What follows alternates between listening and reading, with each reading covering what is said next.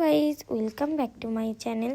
তো আমি আজকে আবার চলে এসেছি নতুন একটি রেসিপি নিয়ে। আজকে আমি আপনাদের তৈরি করে দেখাবো ভেজ মোমো।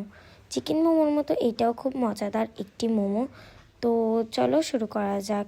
তো ফার্স্টে আমি একটি বাঁধাকপিকে ভালোভাবে কুচি করে কেটে নিয়েছি। তারপর আমি গাজরগুলোকেও সুন্দর মতো কুচি করে কেটে নিয়েছি। এইভাবেই ভালোভাবে কুচি করে নিতে হবে। তারপর আমি একটু আদাকেও গ্রেট করে নিয়েছি। তারপর কাঁচা লঙ্কাগুলোকে ভালোভাবে ছোট ছোট করে কেটে নিয়েছি।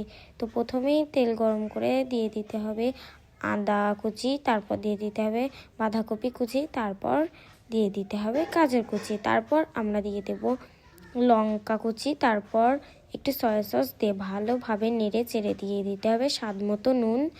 তারপর আবার দিয়ে দিচ্ছি গোলমরিচ গুঁড়া, তারপর একটু ভিনেগার দিয়ে ভালোভাবে নেড়ে চেড়ে নিতে হবে। তাহলেই রেডি হয়ে যাবে আমাদের টেস্টি টেস্টি ভেজ মোমোর পুর। তো এখন আমরা ডোটা রেডি করব।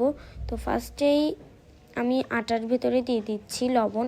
তোমরা চাইলে এখানে ময়দাও নিতে পারো, আমি নিয়েছি আটা। তো তারপর দিয়ে দিচ্ছি একটু তেল দিয়ে ভালোভাবে মিশিয়ে নিতে হবে।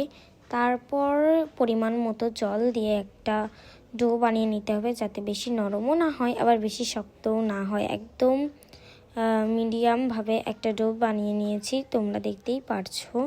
তো এখন আমি কিছুক্ষণের জন্য রেস্টে রেখে দেব আটাটাকে। আমি 10 মিনিট মতো রেখে তারপর গুটি করে নিয়েছি, তারপর ভালো করে বেলে নিয়েছি। এখন আমি তোমাদের 2 রকম ডিজাইন করে দেখাবো মোমোর। তোমাদের যেটা সহজ মনে হবে তোমরা সেইভাবে মোমোর ডিজাইন করে নিতে পারবে।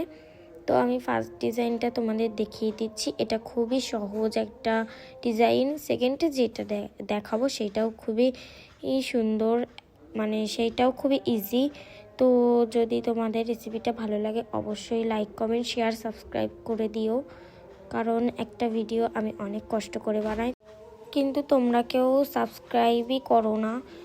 তার জন্য আমার খুবই খারাপ লাগে।